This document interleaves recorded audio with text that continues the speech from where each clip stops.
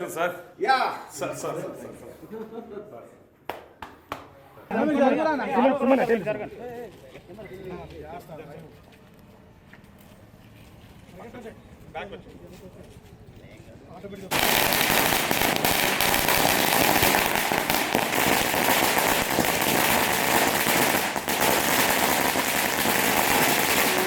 ఒక మగవాడికి flying kiss ఇచ్చింది ఫస్ట్ టైం. లోకేష్ కి ఒక అలా బొమ్మ సార్ కేక్ మీద లోకేష్ గారి బొమ్మ ఎక్స్పెక్ట్ చేశారు సార్.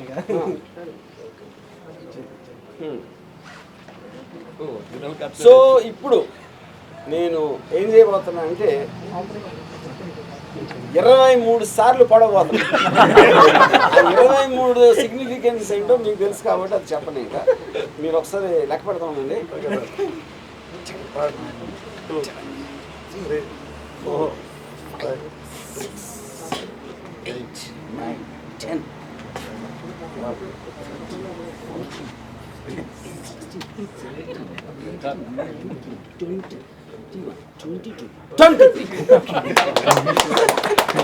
24 చేస్తే పవన్ కళ్యాణ్ సీట్ లాగా వచ్చాయి కదా.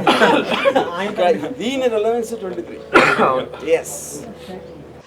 సో ఇక్కడ మెయిన్గా 2 పాయింట్స్.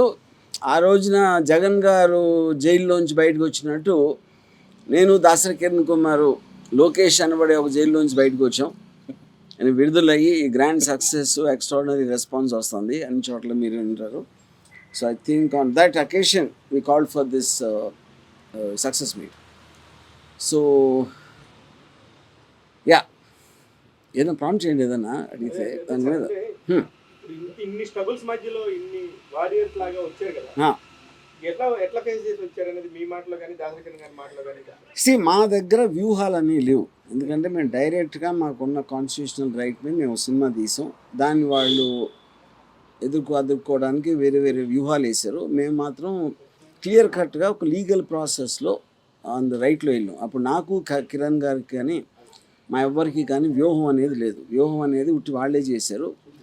వాళ్ళు తీసుకున్న వ్యూహంలో అంటే వాళ్ళ గోతిలో వాళ్ళే పడ్డారు. ఎందుకంటే ఇది ఈ టైంకి రావటం అనేది మాకు చాలా అడ్వాంటేజ్ అందని నాది కిరణ్ ఫీలింగ్. బికాజ్ అది దీనికి మాత్రం కంప్లీట్ క్రెడిట్ నేను అంతకుముందే చెప్పినట్టు ద గ్రేట్ లోకేష్ గారికి ఇస్తున్నాను. లోకేష్ జైలు అంటే అదే కదా. ఇప్పుడు సినిమా మేము బయటికి రావడానికి మేము ప్రయత్నిస్తున్నప్పుడు లోపల అడ్డుకుని ఒక 53 రోజులు దాన్ని ఆపారు. సరిగ్గా అన్ని రోజులు చంద్రబాబు నాయుడు కూడా జైల్లో ఉన్నారు. సో దానికి రివెంజ్గా ఈయన మా సినిమాని జైల్లో పాడేసాడు 53 రోజులు. సో ఫైనల్గా ఆయన విడుదలైనట్టే మేము కూడా విడుదలై ఈరోజు సినిమా విడుదలైంది. అది మీరు థియేటర్లో చూసినట్టు కదా, ఎట్లా మీకేమనిపించింది? అంటే చాలా అంటే ఇప్పుడు ఒక పొలిటికల్ ఆస్పెక్ట్లో ఎక్కడో అక్కడ కొంచెం తెలిసిన కాదే కదా, దాన్ని మీడియా అంతా తెలుసు, ఎప్పటి నుంచో దాన్ని ప్రసారిస్తుంది. ఇందులో కొత్తగా ఏముంటుంది అని అనుకునే వాళ్ళకి ఇవాళ సినిమా చూసిన తర్వాత understood it is about behind the scenes, not about already మీకు ఓపెన్గా మీరు చూసింది ఏది నేను సినిమాలో టచ్ చేయలేదు. నాకు ఎక్కడో ఒక డౌట్ ఉండేది, ఇది అర్థమవుతుందా ఇలాగ చేస్తే అది అని. But from the response I could see that they very clearly understood audience.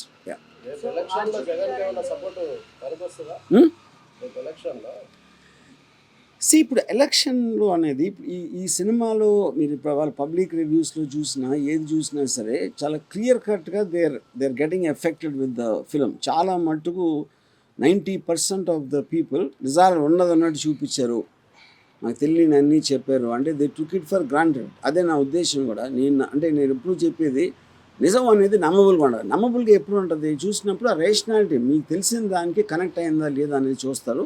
అది 100% అయ్యిందని చాలా క్లియర్ కట్గా మాకు వచ్చిన రెస్పాన్స్ బట్టి, మేము చూసిన రెస్పాన్స్ బట్టి తెలుస్తుంది.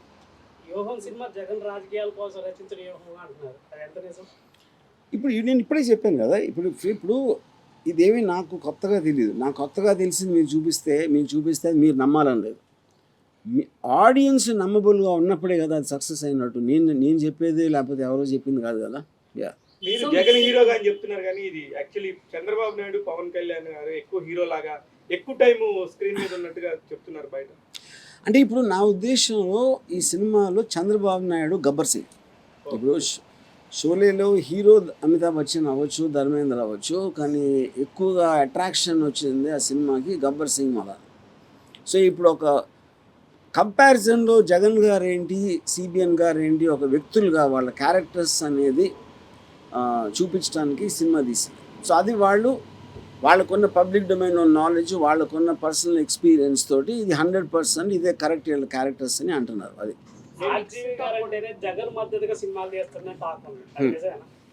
నేను చాలాసార్లు ఇది కూడా చెప్పాను. ఇప్పుడు నాకు జగన్ గారి మీద చాలా మంచి ఇంప్రెషన్ ఉంది. ఎందుకంటే నేను ఓదార్పు యాత్ర టైం నుంచి నేను ఆయన స్టడీ చేస్తూ వచ్చాను. ఫస్ట్లో జగన్ అభిమాని అని కాదు, యాజ్ నాకు ఫిల్మ్ మేకర్గా నాకు ఒక పర్టికులర్ పర్సన్ మీద ఇంట్రెస్ట్ వస్తుంది. బాల్ ఠాకరే మీద సర్కార్ తీశాను అంటే బాల్ ఠాకరే అభిమాని అని కాదు కదా, ఆ మనిషి కథ చెప్పదగ్గ సబ్జెక్టు, ఒక డిజర్వింగ్ సబ్జెక్ట్ సినిమా తీయడానికి అనే ఇంప్రెషన్ కలిగి తీయటం జరిగింది. దీంట్లో చాలా మంది అడుగుతున్నారు, వన్ సైడ్ లాగా ఉంది. సెకండ్ హాఫ్ లో చూస్తే పవన్ కళ్యాణ్ గారు ఏదో ఒక కామెడీ పీస్ లా చూపించారు, వన్ సైడ్ లా ఉంది అంటే ఆర్జీవి గారు ఎప్పుడు చూపించినా సరే టూ సైడ్స్ క్లారిటీ నిజం అనేది చెప్తారు అని చెప్పేసి ఇప్పుడు వన్ సైడ్ టూ సైడ్ అని క్వశ్చన్ కాదు. వాళ్ళు జీవితంలో ఇప్పుడు చంద్రబాబు నాయుడు గారు కంటిన్యూస్గా వ్యూహాలు పని ఎన్టీ రామారావు గారిని బ్యాక్ స్టాప్ చేసింది అందరికీ తెలుసు. అందులో వన్ సైడ్ టూ సైడ్ ఏముంది? పవన్ కళ్యాణ్ ఏ మాత్రం ఒక తలా తోక లేకుండా మాటికి మారుస్తూ ఉండటం అనేది మీరు ఎప్పటి నుంచో చూస్తున్నారు. నేను కొత్తగా చేసింది ఏమి లేదు. నేను ఇందులో ఏది కూడా జరగని నేను చూపించలేదు. అంటే ఇప్పుడు ఎన్టీఆర్ గారు బ్యాక్ జాబ్ చేశారు, ఇట్లా వాళ్ళ ఫ్యామిలీ వాళ్ళే ఎప్పుడు దాన్ని ఒప్పుకోలేదు కదా, బట్ మీరే అంటే అదే కదా, వాళ్ళ ఫ్యామిలీకి అభిమానం లేక ఒప్పుకోలేదు. అందుకనే కదా ఆయన కంట్రోల్ చేసింది. వాళ్ళ ఫ్యామిలీ తప్పు చేస్తే ఎన్టీఆర్ ఫ్యాన్గా నేను ఎందుకు తప్పు చేయాలి? సార్ ఆర్జీవి చరిత్రలో success meet first time release తర్వాత ఏం సార్ రీజన్? అంటే ఇంత ప్రసవ వేదన పడి ఇన్ని కష్టాలు ఎప్పుడు పడలేదు కాబట్టి ఇది కొంచెం ఎక్స్ట్రాగా సెలబ్రేట్ చేద్దాం. అతి త్వరలో చాలా పెద్ద పార్టీ కూడా ఇవ్వబోతున్నాం. ఏది Lokesh is always welcome, any time red carpet వేసి ఉంచుతాం ఇక్కడ ఆర్జీవి డ్యాన్లో. ఇది ఉంది కదా శపథం. నేను చెప్పాలంటే వ్యూహం అనేది శపథం సినిమాకి ట్రైలర్. యాక్చువల్గా అస్సలు కంటెంట్ అంతా శపథంలో ఉంటుంది. ఇప్పుడు ఉండదు, ఎందుకంటే ఆ ప్రాసెస్ అంతా కూడా ఏదైతే అబ్జెక్షన్స్ రైజ్ చేశారో అదంతా సిమిలర్గా ఉంటుంది. సో ఇది ఆల్రెడీ మనం చేసాం కాబట్టి ఆటోమేటిక్గా దానికి ఉండదు. కానీ ట్రైలర్లో చూస్తే అన్ని పేర్లు ఒరిజినల్ పేర్స్ అన్ని ఉంటాయి, ఇప్పుడు సినిమాలో చూస్తే మొత్తం పేర్లన్నీ మారిపోయినాయి. అది సెన్సార్ వర్డ్. సార్ మీ టార్గెట్ టీడీపీ లోకేష్, చంద్రబాబు లోకేష్, కానీ దీంట్లో చిరంజీవిని పవన్ కళ్యాణ్ కూడా చిరంజీవి లాగారు. ఎందుకు? ఆయన అందరూ పార్ట్ అండ్ పార్సలే కదా. నేను అప్పుడు జరిగిన కథ చెప్తున్నప్పుడు ఎవరెవరు దాంట్లో important persons, Pawan Kalyan is very important character in the film. ఆయన brother is a megastar, obviously and Prajarajyam party Peter. So all of them are involved in somewhere or the other on the political zone.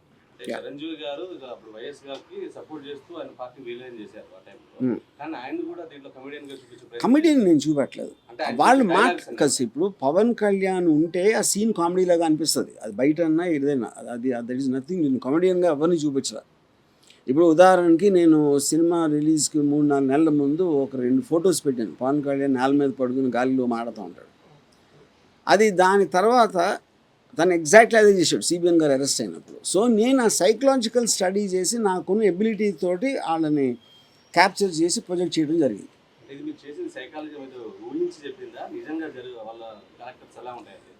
అది ఇప్పుడు dots connection అంటే దేంట్లో అయినా సరే, ఇప్పుడు నేను నాకు కొంతమంది వాళ్ళతో బాగా క్లోజ్గా మూవ్ అయ్యేవాళ్ళు కొంతమంది తెలుసు, కొంత పబ్లిక్ డొమైన్లో ఉంటుంది, కొంత ఏమో చదివి ఈ రీజన్కి అయ్యి ఉంటుంది. అంటే 100% ఇదే జరిగి ఉంటుంది అని కాదు. ఇప్పుడు ఫర్ ఎగ్జాంపుల్ చిరంజీవి గారు ఒక డైలాగ్ ఉంది, క్షవరం అయితే కానీ వివరం తెలియదు.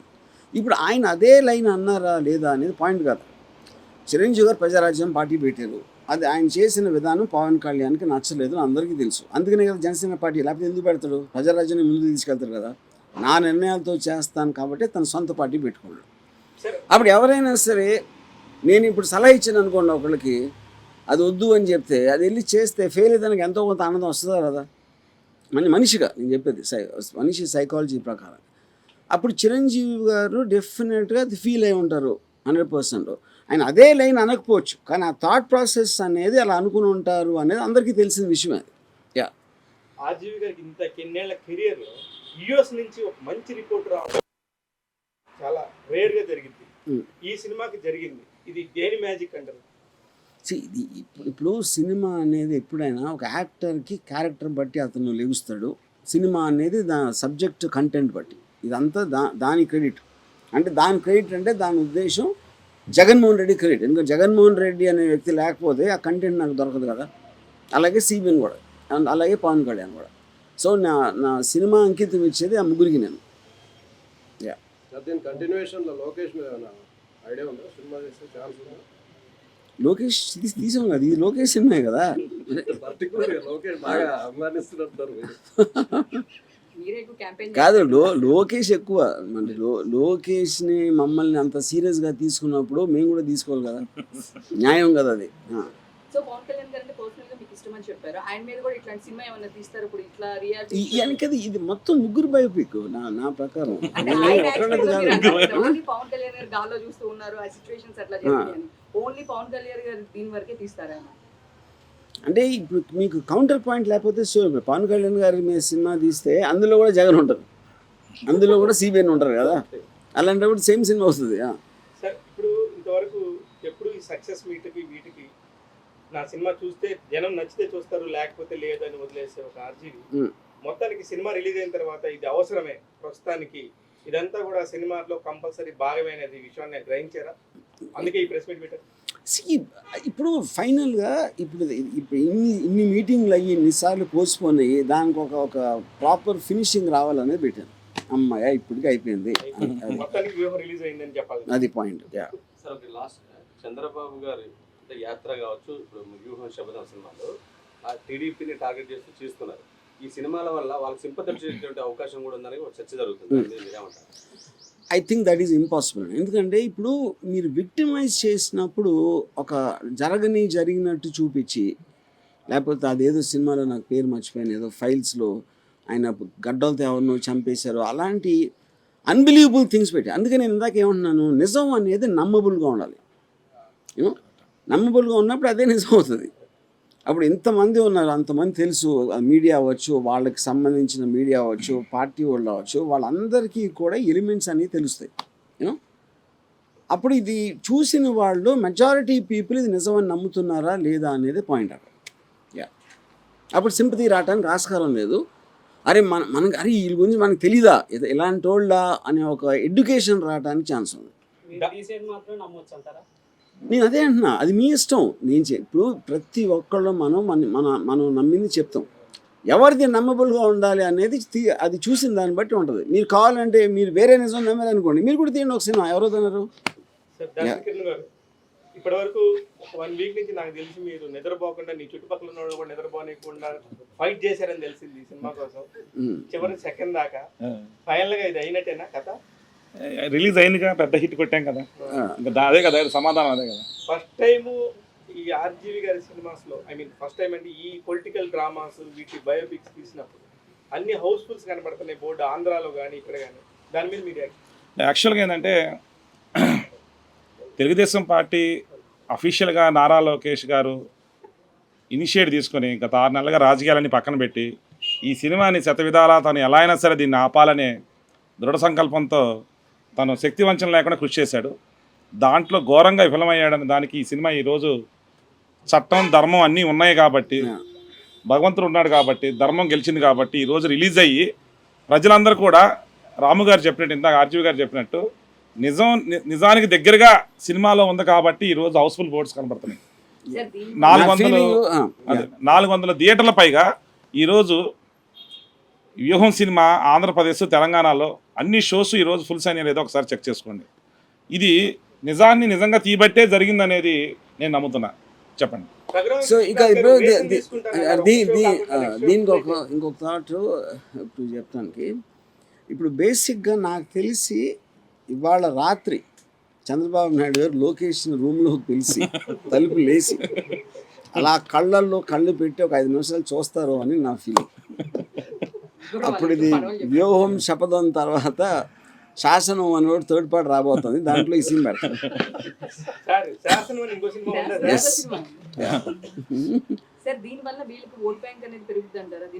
నీకు ఇందాక చెప్పిన కదా ఆన్సర్. అది నా పాయింట్ ఏంటంటే ఇప్పుడు ఇందులో ఉన్న బిలీవబిలిటీ బట్టి ఉంటుంది. ఇప్పుడు వీళ్ళందరి మీద ఎవరెవరికో వేరే వేరే ఇంప్రెషన్స్ ఉంటాయి, వాళ్ళకి తెలిసిన డేటా బట్టి, వాళ్ళు ఎక్స్పీరియన్స్ చేసిన దాన్ని బట్టి, ఎవరి దగ్గర విన్న దాన్ని బట్టి. దీంట్లో మీరు కంపేర్ చేసినప్పుడు 100% ముగ్గురు మీద ఎంతో కొంత ఒపీనియన్ అనేది మారుతుంది. అలాగే శివ, ఈ సినిమాని ఇంత అద్భుతంగా ఆదరిస్తున్న తెలుగు ప్రేక్షకులందరికీ, వైఎస్ఆర్ అభిమానులకి, వైఎస్ఆర్ పార్టీ అభిమానులకి, తెలుగుదేశం పార్టీ అభిమానులకి, జనసేన అభిమానులకి, సినీ ప్రేక్షకులకి, సినీ అభిమానులందరికీ కూడా 2 చేతులు జోడించి అందరికీ మనస్ఫూర్తిగా థ్యాంక్స్ తెలియజేసుకుంటున్నాను. మంచి సినిమా, నిజానికి దగ్గరగా యథార్థ సంఘటనల్ని యథార్థంగా చూపించి తెరకెక్కించి ప్రతి ఒక్కళ్ళు కూడా థియేటర్ నుంచి వచ్చినప్పుడు హైదరాబాద్లో రివ్యూస్ అన్ని చూస్తుంటే మీరు ఈరోజు ఒక 500-600 మంది రివ్యూ చేస్తే ఒక్కళ్ళు కూడా సినిమా కరెక్ట్గా నిజమే తీశాడండి అని సినిమా చాలా ఎక్స్ట్రాడినరీ రిపోర్ట్ చెప్తున్నారు. I'm very happy. మా రాము గారి టీం కానీ, వ్యూహం టీం కానీ అందరూ కూడా చాలా చాలా హ్యాపీగా ఉన్నారు. ప్రతి ఒక్కళ్ళు కూడా సినిమాని చూసి మరింత ఇంకా విజయవంతం చేయాలని చెప్పి మనస్ఫూర్తిగా నేను తెలియజేసుకుంటాను. జనసేన అభిమానులకి, టీడీపీ అభిమానులకి ఎందుకు చెప్పారు? వాళ్ళకే బాగా నచ్చింది సినిమా. చాలా వాళ్ళ దగ్గర నుంచి కూడా మనకు డబ్బులు వస్తాయి. ఏది ఏమన్నారు? అంటే ఎలాంటిది ఎగ్జాంపుల్ చెప్పండి. వేరే ఇష్యూస్ జరుగుతుంటాయి కదా. కాదు, ఒక ఇష్యూ ఎగ్జాంపుల్ చెప్పండి. ఆర్జీవి గారు వైరల్ అవడం కోసమే ఇట్లాంటి కాదు, ఎగ్జాంపుల్ చెప్పమంటున్నా. ఇంకొక విషయం ఏదైనా చెప్పండి. ఇది ఒకే ఎగ్జాంపుల్, చాలా ఉన్నాయంటే. సమాధానం కూడా చెప్పాలి కదా. ఓకే, మీరు ఆర్జీవి గారు ఈ సినిమా ఒక్క షో ఫుల్ అయితే సగం నిజం తీసుకుంటాను అన్నాడు కృష్ణరాజు. వైసీపీ చాలా షోలు ఫుల్ అవుతుంది. దాని మీద మరి ఇప్పుడు మీ కామెంట్. రఘురామరాజు గారు అంటే నాకు చాలా ఇష్టం. ఆయన నాకు పర్సనల్గా నాకు ఫ్రెండ్. ఆయన కరెక్ట్, మేము కూడా ఇద్దరు మాట్లాడుతూ ఉంటాం. మరి ఇప్పుడు నాకు తెలిసి ఇప్పుడు ఆయన మరి అంటే థియేటర్కి వెళ్ళి చూసారా? అంటే సెకండ్ షో ఫుల్ అయితే మీసం తీస్తున్నారా ఆయన? రెండో షో ఫుల్ అయితే అప్పుడు ఇంకా మరి ఆయన అన్నమాట నిలబెట్టుకుంటారా లేదా? రఘురామకృష్ణరాజు వారు అంటే రాముడు అంతటి వారు, మరి చూడాలి.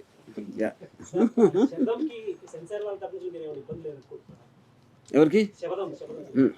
నేను ఇందాక చెప్పాను కదా, ఇప్పుడు శపథంకి దీనికి అన్ని సేమ్ గ్రౌండ్స్ ఉంటాయి. ఏదో ఒక డిఫేమేషన్ చేస్తున్నారు, లేని చూపెడుతున్నారు, ఇలాంటి ఏదైతే ఉన్నాయో ఆ ప్రాసెస్ అంతా అయిపోయింది కాబట్టి అది మళ్ళీ దీనికి రిపీట్ అవ్వదు. ఎందుకంటే ఇది సేమ్ స్టోరీ యాక్చువల్లీ.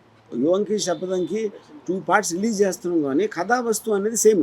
అదేమి డిఫరెన్స్ లేదు. పవన్ కళ్యాణ్ ఫ్యాన్స్ బాగా మైకి ముందుకు వచ్చేసి చాలా పెద్ద ఎత్తున గొడవ చేస్తున్నారు. ఇక్కడ నుంచి మనకి ఏమన్నా సెక్యూరిటీ పెరిగిద్ది అంటారా మీకు? పవన్ కళ్యాణ్ ఫ్యాన్స్ అరుపులు తప్పిస్తే ఏం చేయలేడు. వాళ్ళు యూట్యూబ్ కెమెరా పెడితే అరుస్తారు అంతే.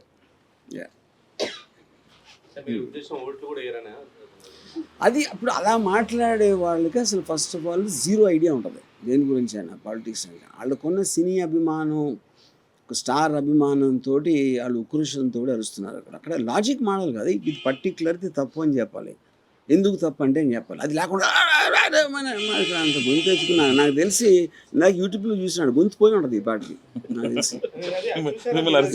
అక్కడ రాత్రిపూట వాళ్ళ మదర్ ఎవరో కాపడం పెట్టాలి త్రోట్కి.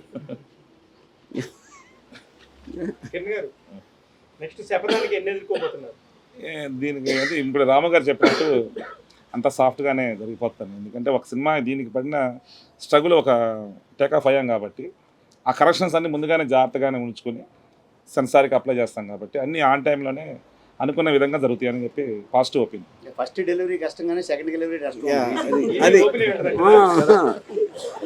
అది మీరు మీ కెరీర్లో ఈ సినిమాకి పడ్డ అంటే రిలీజింగ్ పడ్డ కష్టాలు ఈ సినిమా పడలేదు, దాన్ని మీరు ఏ విధంగా డిఫైన్ చేస్తారు? నేను కష్టపడ్డానని చెప్పాను. ఇప్పుడు మేము ప్రాసెస్లో వెళ్తున్నాం. ఆ ప్రాసెస్ బట్టి ఇప్పుడు సపోజ్ 10 రోజులు లేక కోర్ట్ డేట్ ఉంది, ఆ 10 రోజులు వేరే పనులు చేసుకుంటాం కదా, దీని మీద కూర్చోం కదా. సో నేను కష్టపడటం అనేది నా లైఫ్లో ఎప్పుడు పడలేదు. జగన్ సినిమా చూపిస్తారా? నేను చూడండి. వైసీపీ వాళ్ళ దగ్గర నుంచి, వాళ్ళ నేతల దగ్గర నుంచి మీరు ఎవరైనా టచ్లో ఉంటారు కదా సార్, వాళ్ళ ఒపీనియన్ ఏంటి సార్? అంటే వాళ్ళు ఎవరో చూడలేదు సినిమా. అమితాబ్ బచ్చన్ గారు డైన్కి వచ్చారు కదా, ఏదో చేస్తున్నాం.